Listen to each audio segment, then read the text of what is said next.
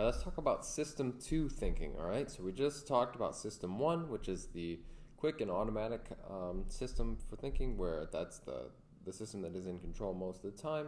It's unconscious. Let's talk about System 2, though. Now, System 2 is pretty interesting in that I think most people think they're operating in System 2 more than System 1, but through the next couple of days in the course, you'll see that that's almost certainly not true for most people most of the time. But let's explore System 2 here real quick.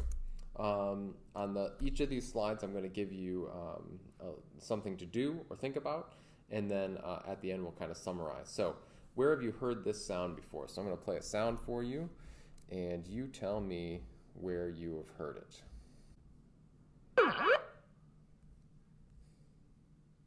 Okay, that was pretty quick. I'm going to play it one more time. All right.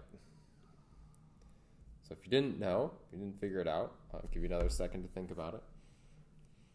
That is a sound from the game Pac-Man.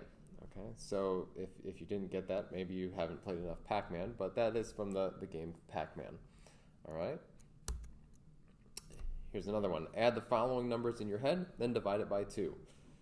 I'll give you a second. You can also pause the video if you need to do it. There's the second.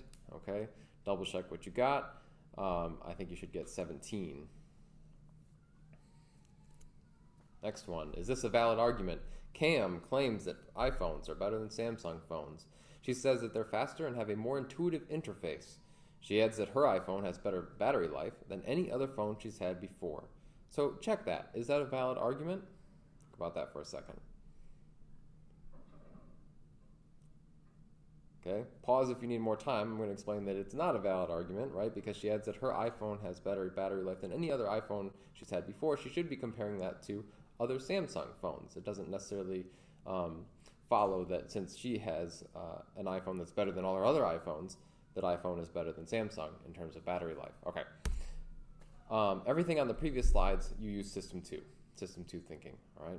So this is the system that we typically associate with our consciousness, ourselves. This is what kind of gives us us, or makes us us, all right? So here's some tasks that you would have to use System 2 for: searching your memory to identify a surprising sound, count the number of times a letter shows up on a page of text.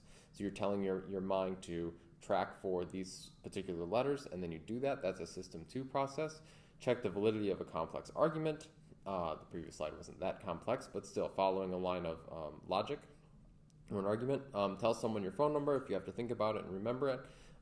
Comparing two washing machines for overall value. Really, all the complex things, all the complex thinking things that we do on a day-to-day basis come from this System 2. All right. System 1 is, again, like I've said a number of times, it's the automatic, the unconscious. System 2 we can think of as the conscious and the explicit thinking processes that we do daily.